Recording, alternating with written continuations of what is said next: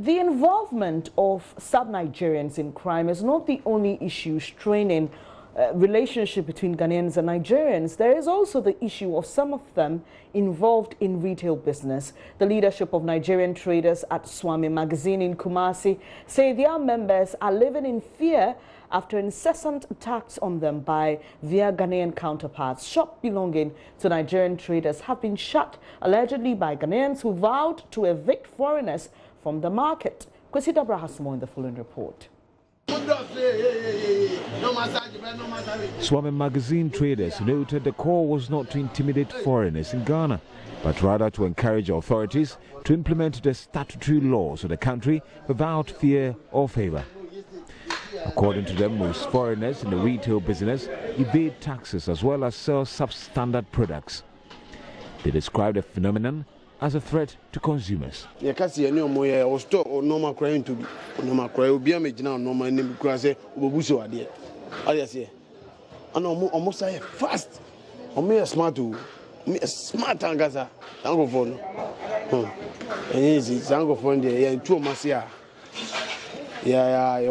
because of the Nigerians, they don't buy anything from Ghanaians.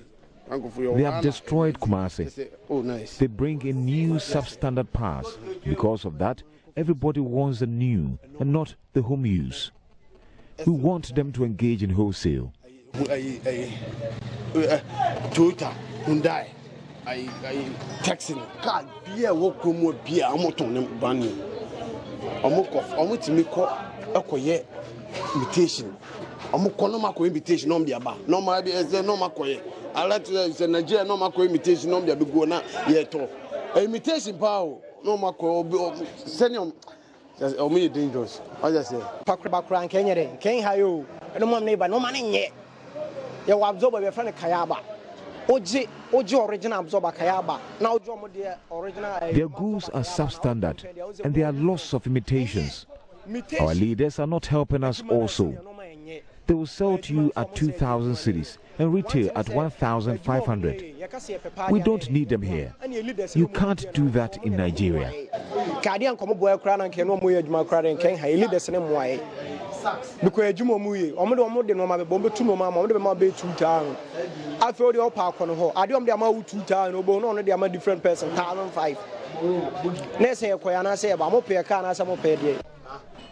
Speaking with JoyNews, President of the Nigerian Retailers Association, Ikechukwu Obiara, said their stores have been locked since last week, Thursday.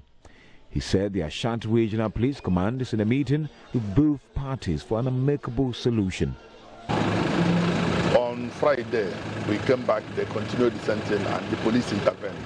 They come and stop them and they all run away. So we start our business as usual. Within some hours, they come back again and continue with the same story. So the same thing happened on Saturday. Up to today being Monday, they are still doing the same thing. So we decided to go to Suame police station to lodge official complaint, which we have done that. We have met with Commander, though I think they are on top of it. Because Commander told me that the regional commander have called him that they are going there to have a meeting based on the issue. That I should give them some more time that they will resolve the matter. So reporting for JoyNews, Kwesi Dabra.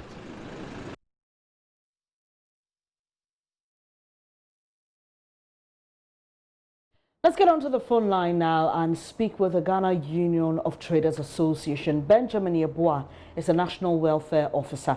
Thank you for joining the program, Benjamin. Thank you too, my sister.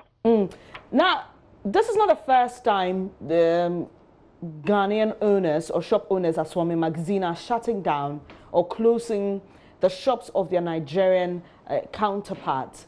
Has this recent one come to your attention? Yeah, thank you very much for having me this morning, and greetings to your listeners. Well, the thing is, we've spoken to our executives in the Ashanti region, and they've told us what has happened these past few days. So we are aware of it this morning. What did they tell you? You see, my sister, like you just rightly said, is this old problem that is brewing, and authorities are really not making that stronger effort to curb it. In the sense that we've been complaining for God knows when, that most of our shops, they are being taken over by these foreigners within those catchment areas that are meant for the indigents. And we've spoken about it. It's a law that should be enforced, but unfortunately for us, the authorities are not doing nothing much about it. What really sparked off what happened this weekend was that, from what we heard from our executives there was this argument between them on these kidnappings that is going on in this country. And you know, we all know that aside Ghanaians, there are some foreigners, notably some Nigerians, that are alleged to be part of it. You see, so when this argument was going on, these Nigerians there, you know, took the step further and said, look, they told our boys that yes, we talk too much, our authorities talk plenty, but nothing really happens. Upon all that they did, they can still see that their shops are open and nothing much we can do to them. You see, when they tease them that way, that really sparked off that strong argument. You see, so the confrontation went very high, and I understand the police came in there. I heard some warning shots were fired. It infuriated our members that, look, here we are in our country. If something happens to we, the indigents, and the police comes in, here we are, they come, they do what professionals they should do, but then they leave them as it is, and then they feel, you know, rejected. That in our own country, here we are not given that sort of protection. So some got annoyed, and unfortunately, they locked some of the shops just to show them that, look, if you are teasing us that our authorities are not doing anything, here we are locking your shops. Let us see what you can do. But we've got to know, further that I think the regional minister has called our executives, spoken to them. But unfortunately, they are also finding it difficult because, you see, if you always come and you tell the members something, but nothing really happens, it gets to a point that it becomes even really difficult for we, the executive, to tell our members anything that they will listen, because they realize that we are just paying lip service to their genuine problems that they face. Mr. And let me just come in here, because this issue is not only a Suame magazine problem. Right here in Accra, we've had some retailers demonstrating, asking that foreigners involved in retail business, be it Chinese, Nigerians, etc., should be stopped so that what is reserved for local people will be given them. At the national level, you said you've been having conversations. What is the latest on that? How far have you gone to ensure that the right thing, according to you, is done? You see, the point is, the last time that this committee that was formed by the Trade Ministry, they went out, I think they went to Suame magazine to do some exercise there. They collected a lot of samples from some of these shops, notably the Nigerians. GSC, Ghana Standard Authority, said they'll go and check and see the quality of those items. There were a lot of activities that was found that these foreigners are engaged in, notably these Nigerians. They were engaged in a lot of, you know, crimes that the authorities found out. There's a document with the Trade Ministry. GSA has the samples of those items they took. Now, it's been a long time. You asked, they said, we are working on it. You see, nothing happens. And if you tell them that what is keeping you, that you are holding that document, and you don't want to make it public. Well, if we make it public, you, the media, you see what some of these foreigners are doing to our country, selling fake items, engaging in money laundering, and doing all sorts of nefarious activities within our country. And we sit down and look, and we look. So it gets to a point, like we just seen, you see certain things like this happening. And whose fault is it? Now, here we are, they are infiltrating everywhere. The foreigners are infiltrating everywhere. Even the media, they are doing everything that they want to do within our country, and we don't even know their number in terms of data. How many are there in our country? What are we doing? So what is GUTA going to do? You've said you've waited for the committee set up by the Trade Ministry. You haven't heard anything, and as it is now, there are still foreigners retailing. We know the bit of how the ECOWAS free trade and free movement agreement has a role to play in this. But tell us what GUTA is going to be doing to deal with the situation before it gets out of hand. Well, this morning, like you said, we are still doing that information for our members. The national will speak to ourselves and see if we can immediately meet. And then after that, the decision that the national level will take will be known to everyone. But I am praying and hoping that all these are signs for the authorities to realize that they are remaining in their duties. And therefore, it's something that they should wake up and then act on. Because I don't see what is stopping Ghana Standard Authority to bringing out the information that they gathered from them. I don't see what is stopping the Trade Ministry from coming out to see the next line of action. That is our worry now. So yes, as national executive, we'll definitely have to meet and then look at what we can do from immediately. But then it's a sign to the authorities that they should be up and doing and do what is right for Mother Ghana. Are you able to tell us what GUTA's vision is or what your stance is with regards to foreigners engaged in retailing here in Ghana? Our stand hasn't changed because, look, the more that they go into such trade that is reserved for Ghanaians, the more that they push these Ghanaians out of job, and then we have this unemployment situation. And therefore, our stand has always been the same, that let the laws work. I don't know, you get that information from outside. You get that information from Kenya. I think you should have, I'm sure you heard Kenya. The last time one of the ministers speaking, that look, those foreigners that they are taking up all the reserved businesses for their entities, they are going to move them out. I heard the minister say he will himself take them to the airport and say goodbye to them.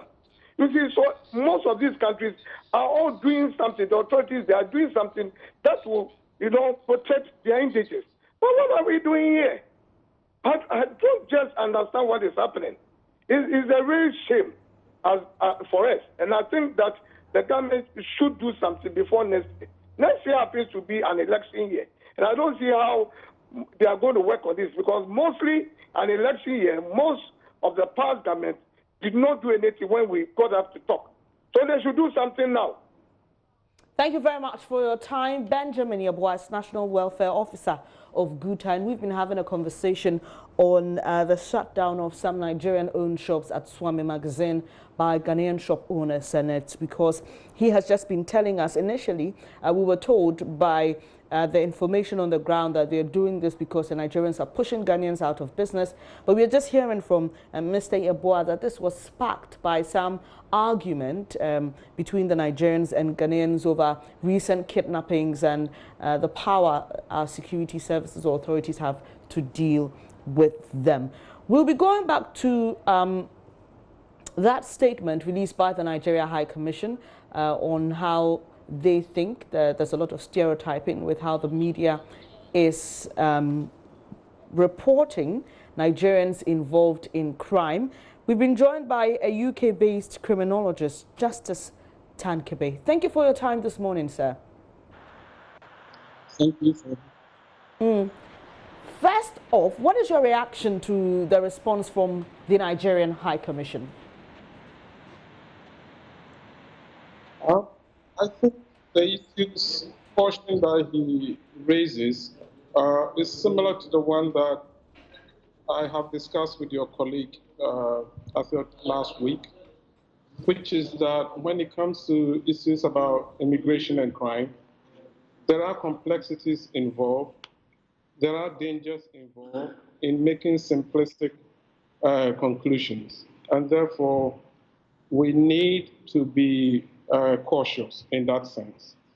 But we also have to ask ourselves, what a disproportionate focus on suspects might mean for victims, for example. It means we're not asking questions about the kind of support that victims might need, the kind of psychological and other issues that they have been through.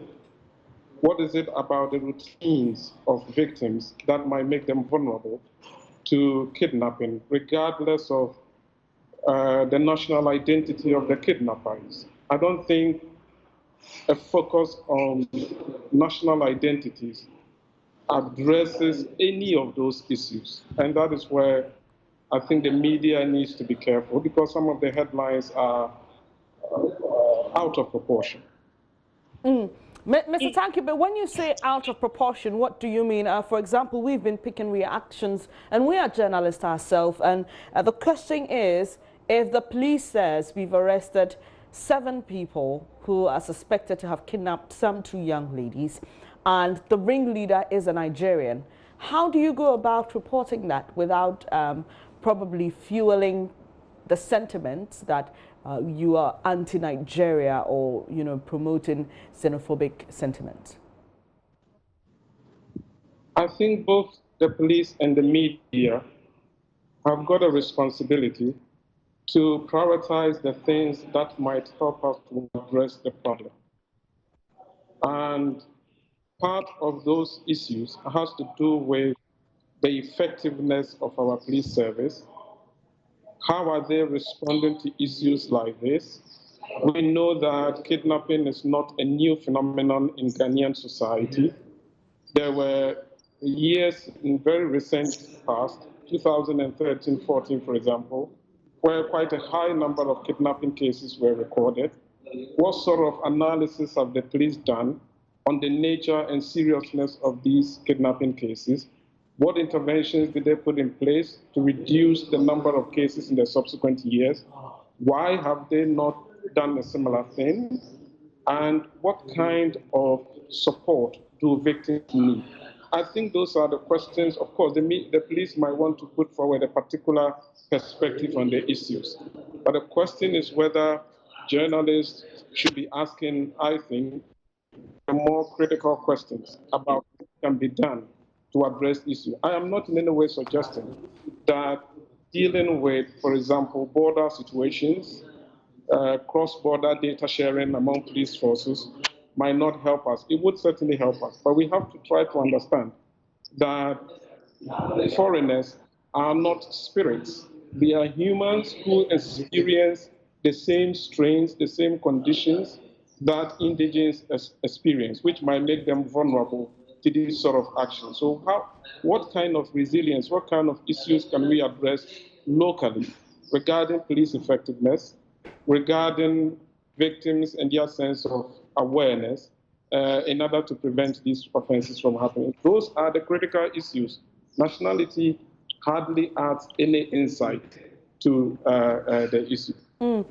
Mr. Tankape, let me just find out from you. We just heard from GUTA executive that what led to the shutting down of some Nigerian-owned shops in Suame magazine, that's a spare parts hub in the Ashanti region capital, is that the Nigerians were teasing Ghanaians that, you know, we don't have strong systems and our police cannot do anything to them.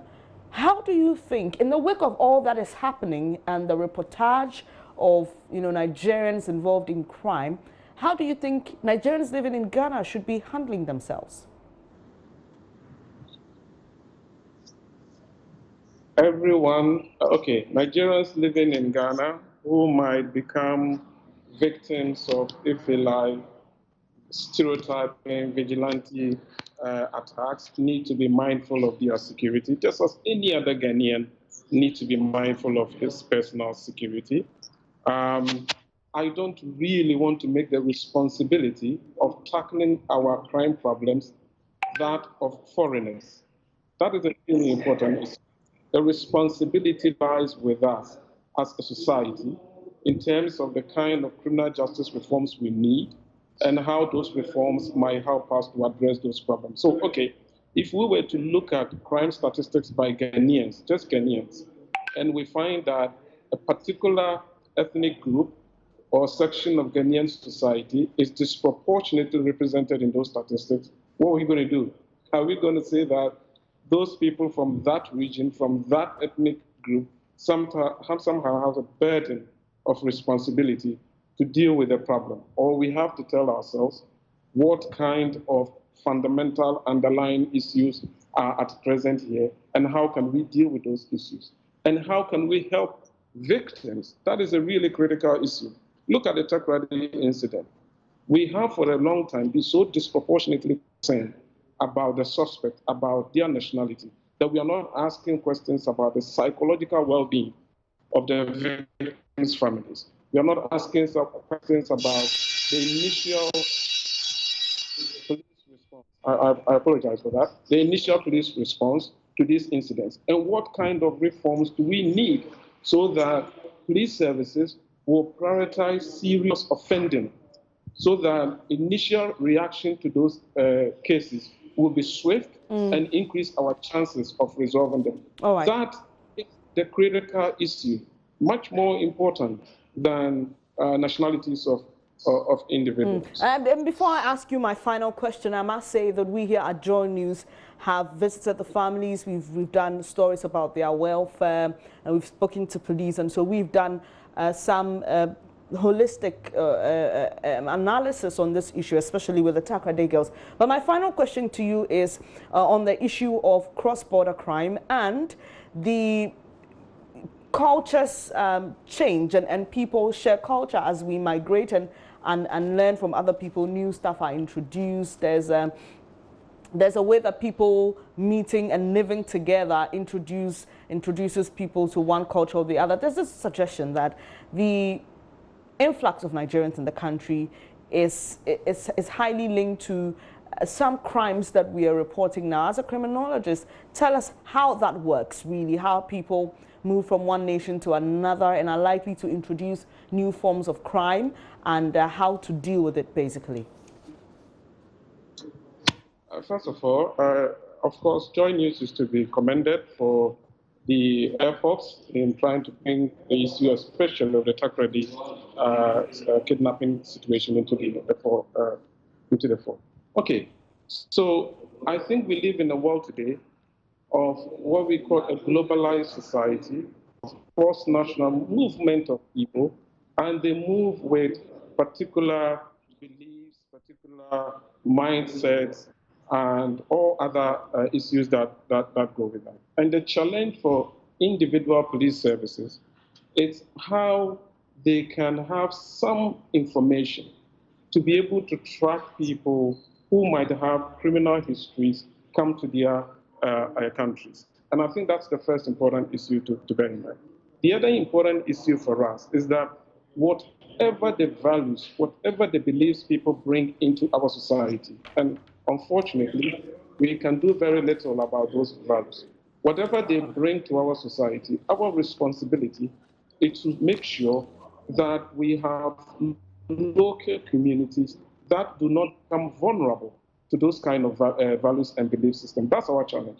And that means paying attention to whatever community resources that might be, and taking advantage of those community resources to ensure that our communities are resilient, our communities are not vulnerable to those sort of imported values and beliefs. That's our challenge.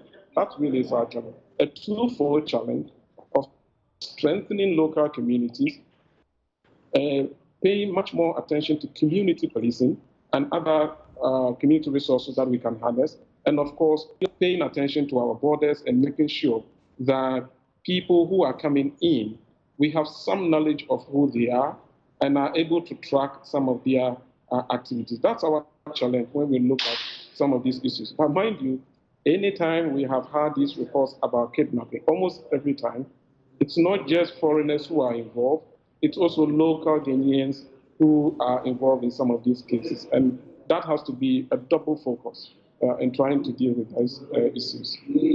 Thank you very much for your time this morning. Justice Tankabe is a UK-based criminologist, and he's been sharing his thoughts on recent developments with regards to some Nigerians involved in crime, and also the Nigerian High Commission's worry that this may lead to immediate trial of its citizens before a court determines the matter. Thank you once again, sir.